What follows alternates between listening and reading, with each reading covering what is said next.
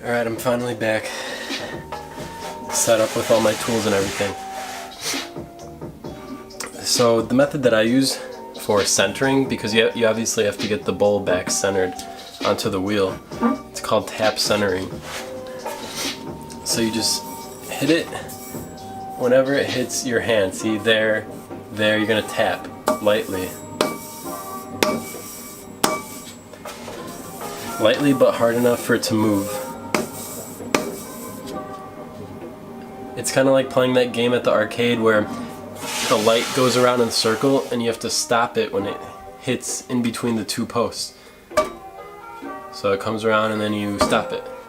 It's like that with tap centering. So you'll get the hang of it if you practice.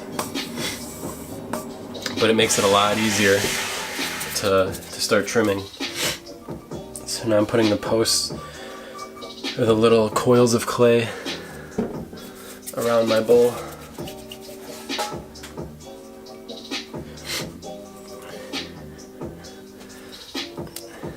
And this obviously just keeps it from flying off the wheel while you're trimming, or it's supposed to. So the first tool that I use is this, the loop big ribbon tool, and that just takes off a lot of clay at one time. And then when I get into refining the foot, I start using these L-shaped tools, and that gets you a nice right angle, and I'll show you what I mean.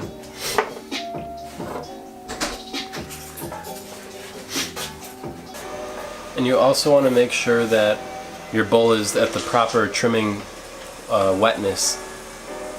It should be still a little bit pliable when you touch it, but it shouldn't bend too much.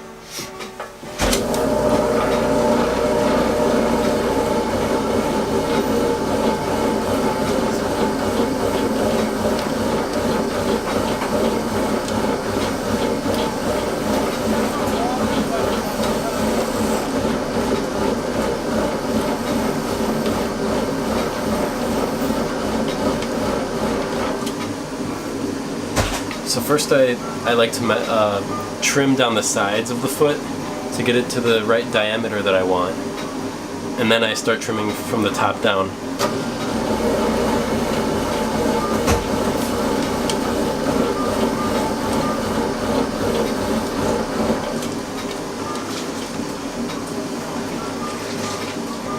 So that's about how wide I want it.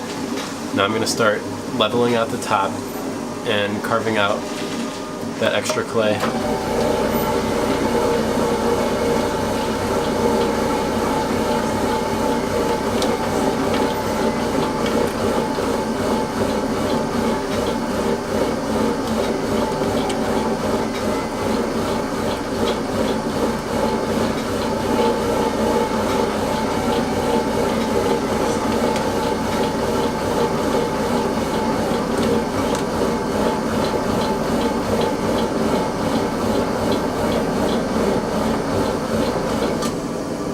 I'm leaving a little bit of a ring on the outer edge of the foot, and that's going to be my foot ring. So I'm going to just carve from the inside portion of that ring, and that's going to make my foot ring elevated.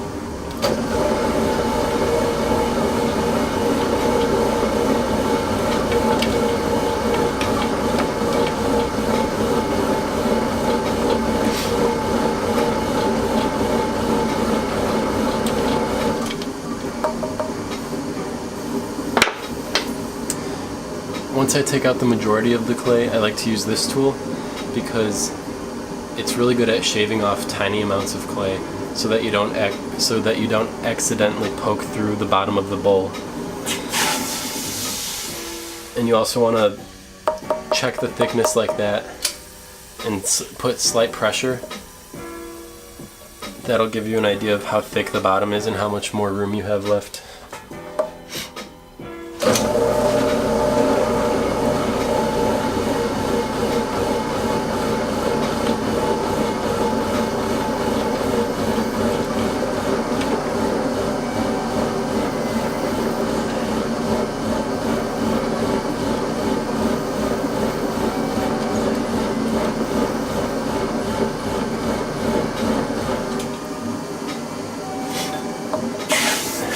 But yeah, that's what I meant about this tool being very nice for the foot ring, is that it fits right in the groove there, and you could get a perfect 90-degree cut. So you have a flat bottom and a flat wall.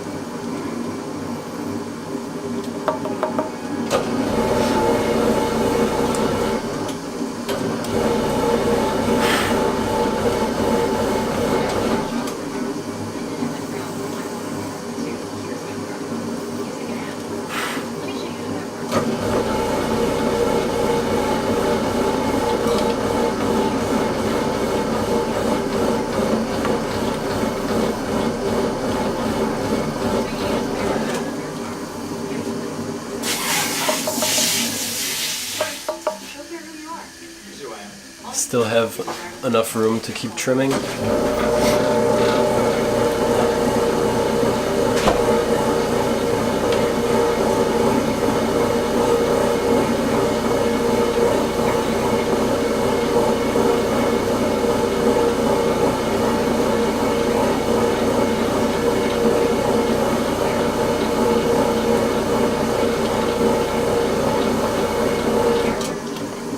And what I listen for when I tap is a hollow sound. So when I tap right now,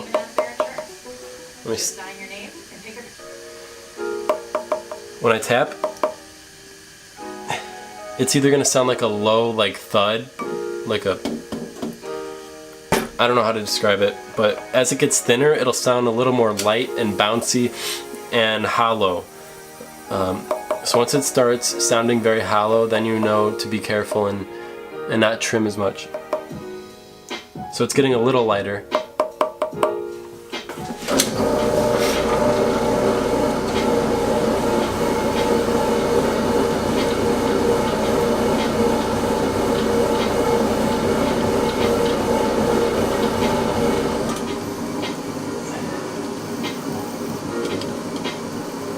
Now I'm trimming the top of the foot ring because it's a very tall foot ring, and that could be very unpleasant when you use it. If you have too tall a foot ring, it's not going to be as stable on the table.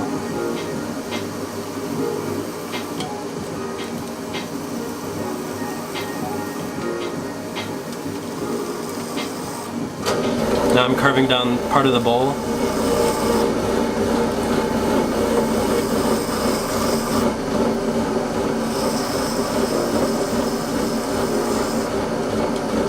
I usually like to do this last because you never know exactly how tall your foot ring is going to be. So I'm getting a little closer.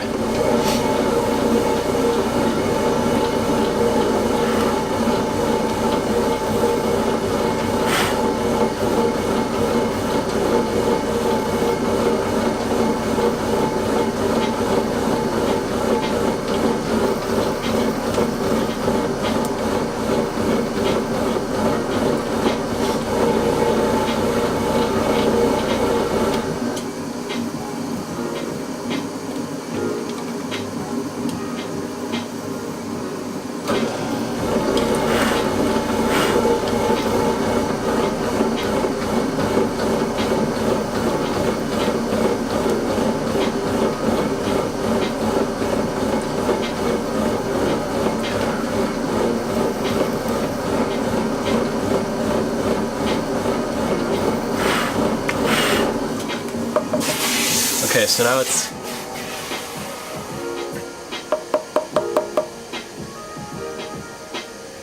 still a little more, but it's getting lighter.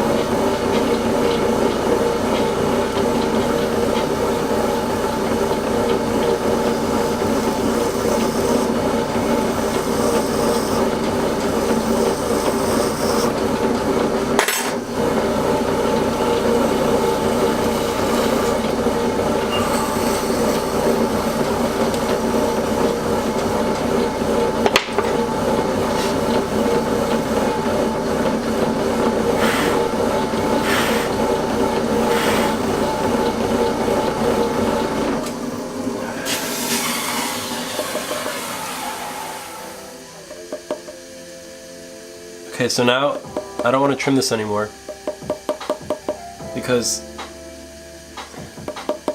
it's very flexible now when I put pressure on here, and the sound has changed.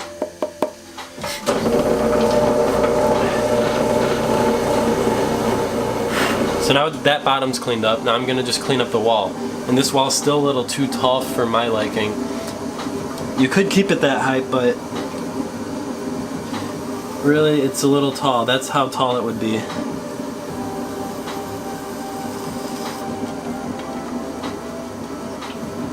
So I'm just going to take more off the top.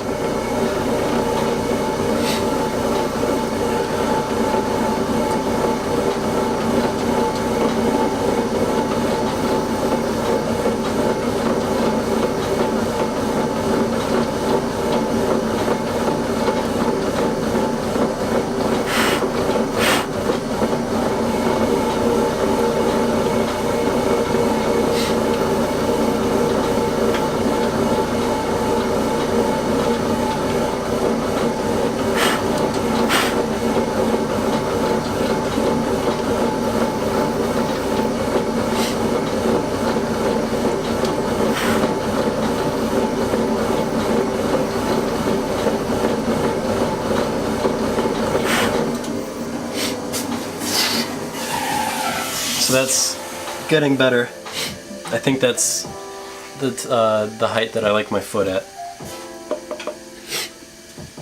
It's elegant, but it's still practical and functional. So now after I get that the right height, you can start trimming the sides. So I like to use this corner of this tool, the corner, and I make a little undercut at the foot. Just a little one, very subtle. And what that does is when there's glaze, that little undercut there will catch some of the extra glaze and hopefully prevent it from running off the piece.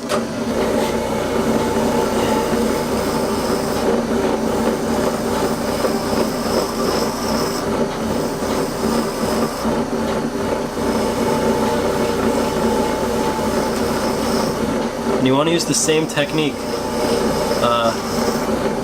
to gauge the thickness. So I'm going to stop the wheel and flick it. It's a high pitch. Put a little pressure. Don't put a lot or else you'll punch through the bowl. I could still trim some more.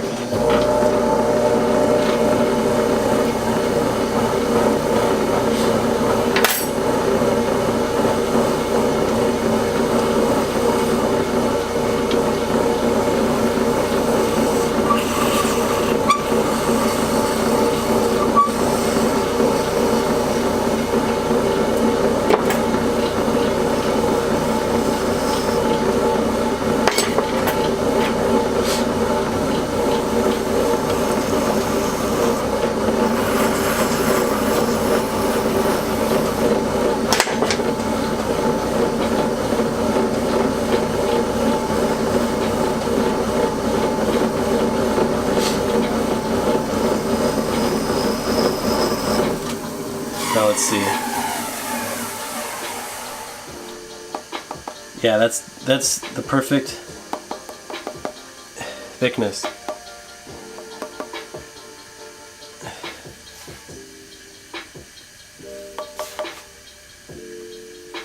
I'm gonna go a little thinner just because I like my things very light.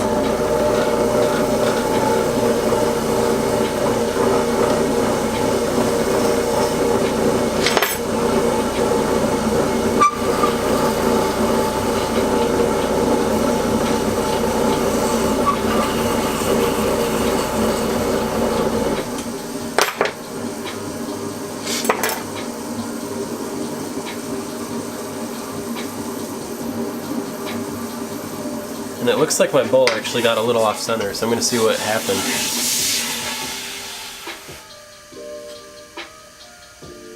Oh, that's a little weird.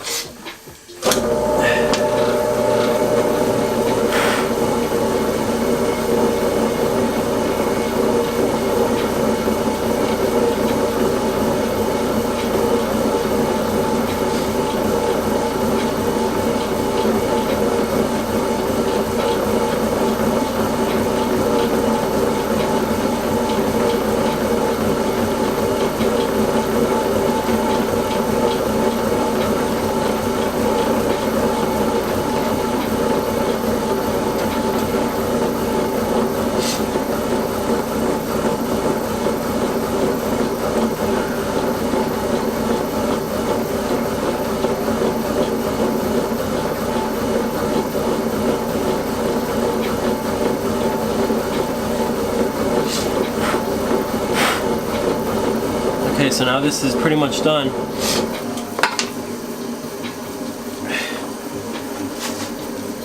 And yeah, you want to get this to be as level as you can, but this clay should have been a little drier.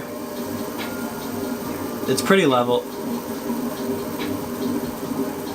but you can always sand it off when it's in the greenware stage.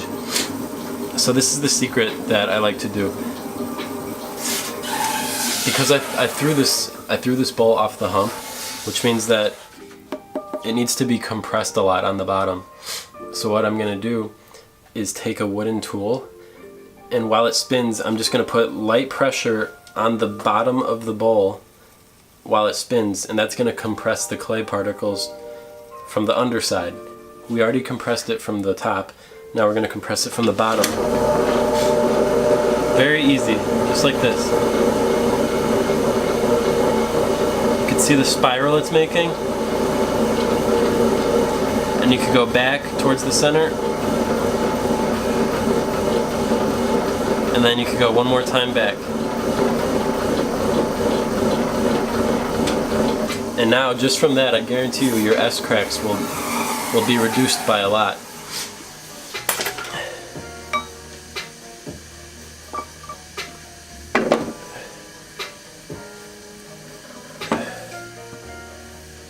So now we have a trimmed bowl.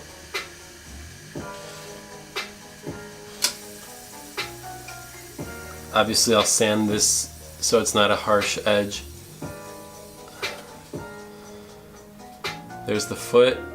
Remember, with the undercut right there. Compressed bottom. And now this weighs definitely under half a pound. Probably a quarter pound,